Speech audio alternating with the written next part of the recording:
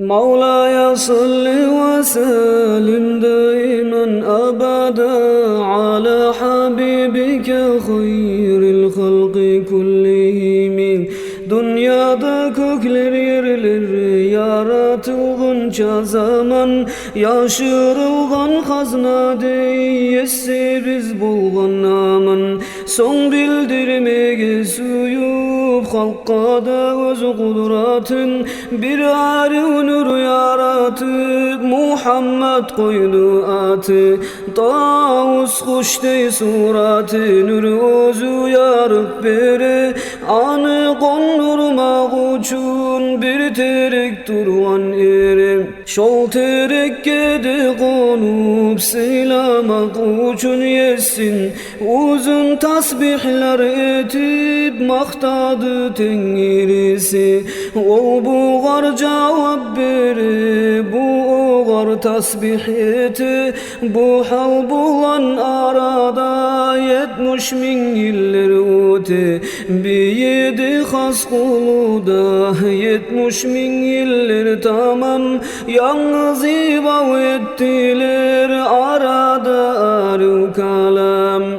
Biri birinden töymey tөгülmey sırları da 7 gün ney yetmez mu 70 bin yıl barda har saat arta bara ol nurunu şavku gar aşıklığın bilgen son ara gafirdi koyar şavkunu kamilligin görmege suyup yesi 12 birde salıp sınadı Tengirisi. Min keren min yıl kerek harısından ötmege şol kadar kulluk etip Allah'ına yetmege şavkunu güçü bulan uzak demey zamanı artık ibadet etip açtı bir alanı.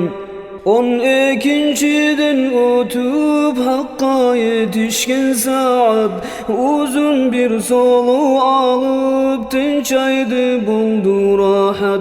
Munca kıyın görgen son boş koymay Allah'ını şol bir soludan buldu 100 bin peygamber canım. Son alemni yaratıp kudratından Tengiri taptılar yerli yerin kökleri yerler har birim. Maşrik bulan mağribke baktırıp şol nur yüzün kökleri yerler har biri bezendirdiler uzun. Har bir zat şol nur bulan tapgan son kamilligin ata biz adamla da yerge yetişti yakın. Kudratını kolu bulan etip adamla surat şol bir mübarek nurunu saldı uğur amanat. Amanat degen nedir ne sözde yazdı kalam şol nuru üçün bolmasa bolmajak eken adam. Tüzün eşitme süysen işgal koymay kalamna şol nur gedir amanat kökte yerde adamna şol nurunu görse tugul adamna malayikler gaydada sucda kılıp sıylamak birir Mevla'ya salli ve sellim daiman abadan على حبيبك خير الخلق كلهم. اللهم صل وسلم وبارك عليه